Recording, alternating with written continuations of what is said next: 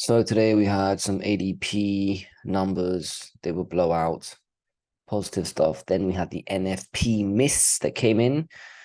Also, the other NFP, we have a lot of numbers that always get revised down, to be honest. It's always the same trend. So they fudge the numbers and later come out and admit that they were, completely over the top when initially announced. So that's something else to consider. But anyway, all the news has been digested, and look at the close. You got the S&P closing at low of day, pretty ugly close. It's also a Friday weekly close, so it's extra pressure for next week. I mean, to me, had the market go up for a long time. It's long due a correction. And then what did we have? We had this nice move up to 444 on the S&P. It came back down, retraced, retested breakout, and then bounced even with a gap.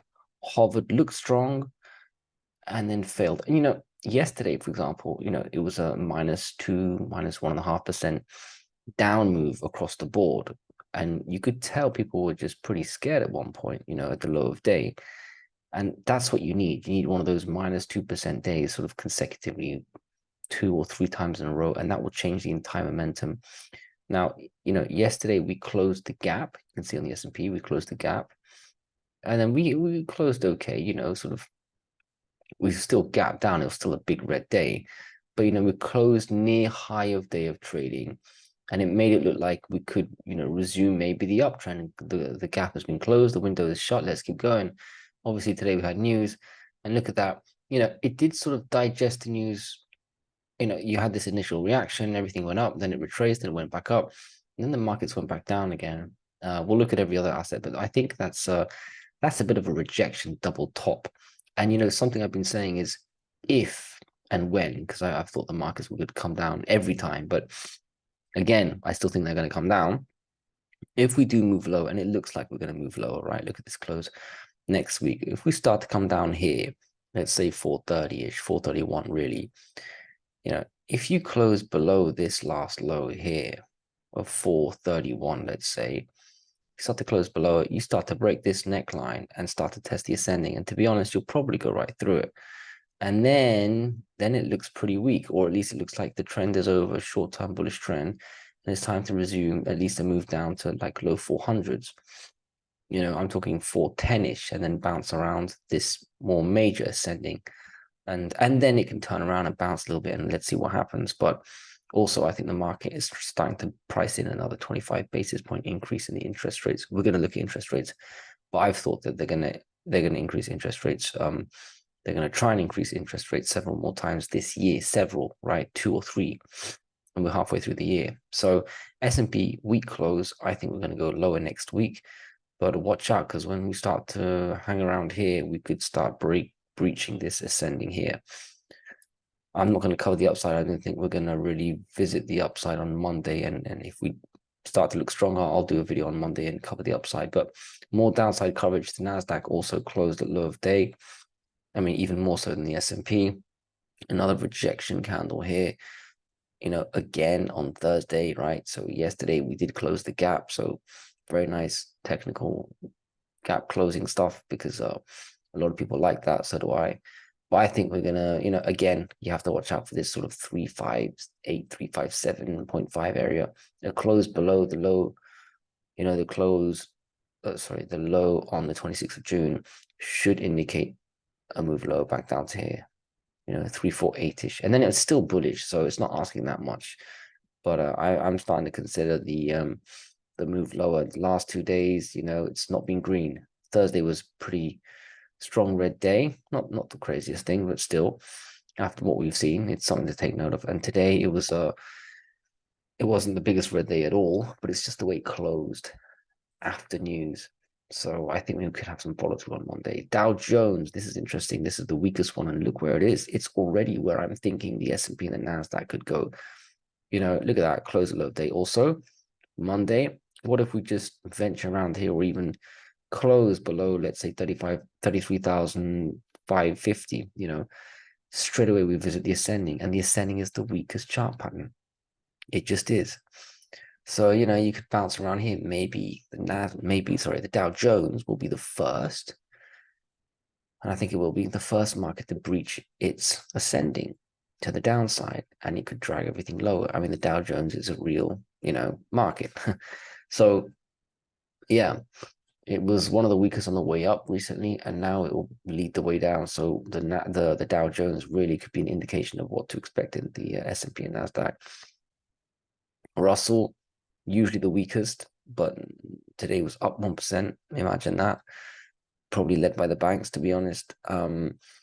Yeah, I'm sorry, but when the S&P, the Nasdaq, and the Dow look weak, and the Russell's been the weakest for months, it'll resume its position as the weakest. It'll just take a few more days, 1 or 2 more days of these primary markets to drop, probably led by the Dow, and then the Russell will quickly be at its ascending support, and that will not take long to breach lower. Looking at the banks, which are very much in line with the Russell, okay, the XLF is the strongest one. It actually looks quite good here. It almost tested the highs. It was green. So this looks strong, but just knowing what we know here, what's going on here in the general markets, yeah, sorry, the S&P, the Nasdaq, and the Dow are gonna go lower on Monday, and I don't see the XLF being green again. I mean, it was today, but I think that's just an exception. If it does start to move higher, I still think this descending will be resistance. But look, imagine a move lower, you're not too far from the absolute low of the bear market. If you look at the KB and the KRE, although they had a stronger day, they're actually weaker than the XLF. And look, you're 1 or 2 days away from breaching this, let's call it 35, or close below 35, and you're just testing the lows of the bear market, and it's very, very weak stuff. So it's make or break time soon, and I really do favor the bias to the downside. I mean, usually I like to buy beaten up stocks, but this is, I wouldn't touch the banking stocks at all right now, knowing, look at interest rates going up. That's what crashed them last time. And to be honest, I thought the interest rates would continue going up. We're going to visit them in 1 minute, and that's what's basically led to the collapse in the markets. Really, that's what I think. KRE absolutely identical, so no need to cover it too much. Just feel like 1 or 2 down days in the general markets will have this closing below 40, and the rest is history. It should just move all the way back down to its lows, run towards 34. So watch out for the banks next week when these markets continue more downside. That's, I think, my message. Let's look at interest rates. It's the most important thing. The 1 year, nothing special today. We did venture higher, make new highs again. Look at that, 5.5. And we closed basically flat. The 1 year does that very often. Look what it did over here. And then it just starts to move higher. I think it's more of the same. It's just some sideways consolidation and then move higher. The 2 year, pretty wild stuff. Now, again, if you looked at the intra-day moves with this news coming out, especially the NFP, this big move up, big move down, big move back up in generally all assets. And then, look at this, just a flush down and flush back up. It's wild stuff, but it's all about the sort of where it settles, especially by the close. And to me, that's just sideways action. But what's interesting is the further out you get, just, you can flip very quickly. And look what the 5 year did yesterday. I didn't get to do a video yesterday, but I was all over interest rates. Yesterday was an interest rates day, even though the markets were wild to the downside. They went down because interest rates went up. Not so much on the 1 year, the 2 year. Yes, look at this breach. It always happens quicker than I think. What did I say? I said that the 2 year will just go sideways and up, and it did. But look how fast it did it. The 5 year, though, I think just won the medal for just a violent move up yesterday. Look at this. I know it closed below its, significantly below its high of day, but look at that move. Just opens above the descending, just touches the absolute high, and then closes here. And today just sideways, actually a little bit green. The 10 year, same sort of thing. It started to break out already on Wednesday. Continuation on the big Thursday. Today, Friday, more green. Look at that. We're above 4% now. This is the most important stuff ever. What are we going to do? Or what do you think I'm going to say? We're going to go back up here, 4.2. Yeah, sideways, a little bit red, come back down, whatever. Up we go. And then the Fed's going to have to follow the 2 year. Fed always follows the 2 year. So the Fed's just there's going to be more rate increases. Look at the 30 year. This is the weakest one. Bam, it started to outperform. Look at the 30 year, stronger than the 10. The 10 stronger than the 5 stronger than the 2. So it's just chaos, and interest rates, yields are just going up. And I'm sorry, but there are real impacts to this. There's a lag, but there are mortgages. There's just all the debt in the world is dependent on these rates. So can't see the stock market going up. This AI and inflation, jumping into the stock market or being reflected by the stock market going up. I'm sorry, but at one point, interest rates are going to pop that little party. Look at the EU. Look at that, going up, going up. Maybe even quicker than I thought here too. What do you think is going to happen? We're going to go straight to 2.8, close above it, and run to 3. And then, I don't know, a country has to leave the EU or something. And look at the elections right across the board, whether it's Greece, the Netherlands, Germany, the right wingers are just taking over. Don't get too political here, but it's that simple. The economy gets worse, the right wingers take over. It's not saying that's bad. And I don't like the label right wing, but the economy, immigration, inflation, war, energy, etc., is front and center. So watch out and look at the British yields. Look at this. Remember this little hoorah moment over here? Yeah, we're going to deal with the pension crisis. No. I said it go back up, and there you go. We made new highs. We closed at new highs yesterday, and even today we're above the highs of here. Look at the 30-year, maybe 3 or 4 business days away. Point is, yields are going up, and that will pop the bubble. So still interest rates, I said it every day for weeks or months. Most important thing, look at the DXY. This is interesting. The DXY, the dollar is just not acting as you'd expect it should with interest rates. It should go up with interest rates.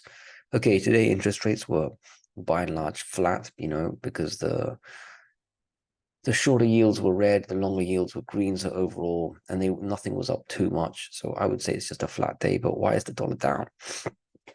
Obviously, it's the NFP or whatever. But it, even yesterday, yields went up crazy. It was sort of sideways. It was red.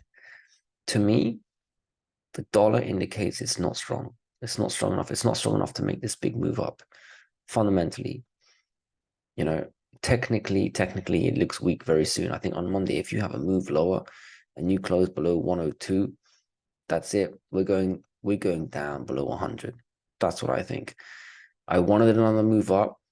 It's done it. I wanted a few days before I could say it's mounting another offensive. It's done that. And this move today, especially, and even yesterday, was a slight indication, not going up with interest rates. It's just indicating we're not ready. And if you're not ready with interest rates going up, then what's it going to take? Maybe if the market collapses, people jump into the dollar out of fear, but it didn't really happen during the banking crisis. I feel now like, it's obvious after this big drop, but I wouldn't be surprised if we start to close below 102 next week and basically test this 100.8, 101 level. We're not going to flush it straight away. You could have a small reversal, but I'm just not impressed by the strength. Already, it didn't even get to 104. And the fact that it hasn't gone up with interest rates, for me, the dollar looks weak. That should help the commodities. But again, if markets go down, how do commodities really react? That'll be very interesting. Before I check out commodities now, which with the perfect segue, just one thing about the markets. Look at the DAX. All right, that's not too strong. I expect it to flush this ascending. And look at the CAC. It's already done it. That's the French market, and the FTSE did it ages ago. So this also might not help markets. We've got to watch out some key levels. Some of the European friends may assist the avalanche down. So I'm going to start watching these markets a bit more. It's just something I realized earlier today. All right, let's check commodities. Starting off with copper. A little bit green. Only looking at copper now. I didn't see it during the day. I guess this is certainly not because of the markets. The markets were flat/red besides the Russell, but the dollar was down. So maybe that's the dollar. You can see it's still holding the ascending. So nothing really special, just a sideways update holding the ascending. Natural gas, red. I must admit, I don't expect natural gas to go all the way down, but right now it's a bit weak. I do think it's working independently from I mean, it's moving independent of the dollar and the market, so it's doing its own thing. That's how I view it at the moment. It's surprised it's gone down. Last time I was surprised it started to keep going down, and then it mounted an offensive which went all the way up. So, but I didn't expect to go this far down. This should be the low. It should rally back up. I still expect it to go to 3 and squeeze. So very bullish natural gas. Oil, that's very nice. That's very nice stuff. I thought it would go to 74. It's kind of done it. Now we go sideways and basically up, unless the market starts to collapse, and then oil tends to go down with the market, a bit like uranium actually. But today it wasn't the case. Looks like it took its signal from the dollar. Went down, dollar went down, oil went up. Yeah, I reckon a bit of sideways action on oil. Then you can expect the bit more of a move higher. I don't know how much the market will affect it. We'll see about that. Uranium, though, got slaughtered yesterday with the markets.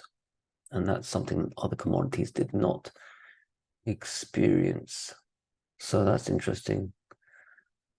Very interesting. Rally back up. Let's see what happens with uranium.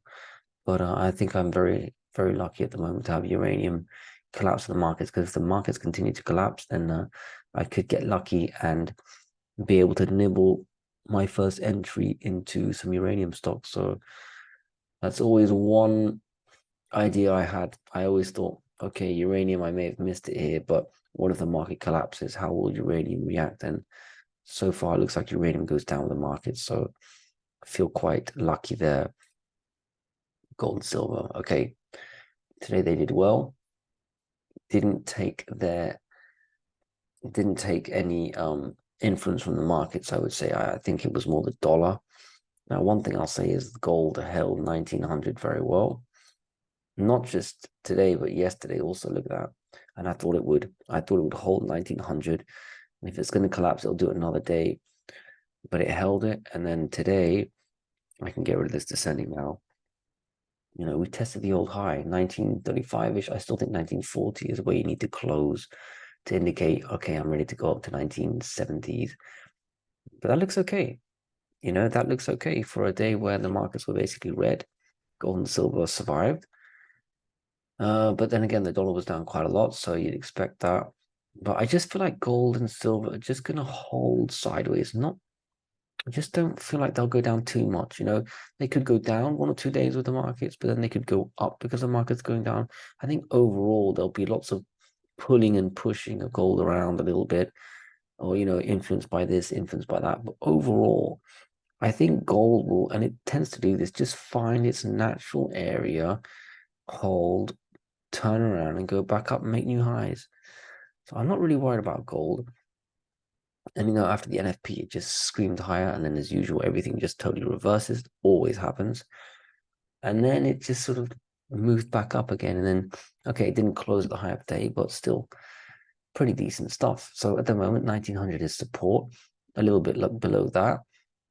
I've got my trend lines just in case if it does go low. But for me, it did well. It did well this week. Just need to close above 1940 to start rallying even higher. But it's done quite well. Just wondering whether there'll be a bit more of a descending breakout. Let's see about that. I'll stick to the horizontal lines for now. Silver, also the trend lines I put in place look okay. Did well too, right? Outperformed gold. Yesterday got a bit smashed, more so than gold, but held okay. I think it's just following gold, and I think I prefer to look at gold to judge silver, but silver's doing fine. Just wondering again, there's a bit of a descending breakout possible soon. That'll be interesting. I'm gonna put that one in there. So, but I still think a little close above, let's say 23 something. Well, it did already close above 23, but I just feel like we could test the next level up in both gold and silver, especially if the dollar starts to collapse. You know, and close below 102, and then the all important 100.8 level. So could have a bit of a pop. Can you imagine that? Just a big move up with the dollar flushing its key level 100.8, regardless of what the market does.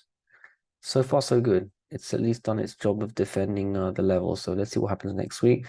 The miners, not the strongest move. They came all the way back down last 2 days. So they've underperformed. Metals have outperformed. But you can see the levels we've got now. So GDX, it's obviously 28 point, let's say, roughly 28.8-ish. You know, doing 28.8 and 28.9. So basically just below 29 should be support. And on the way up is going to be prior resistance, so 30.8. You know what? I'm going to start to remove some trend lines and make it a bit prettier here. Keep it simple. It's obvious that this was a level. The last high we rallied to.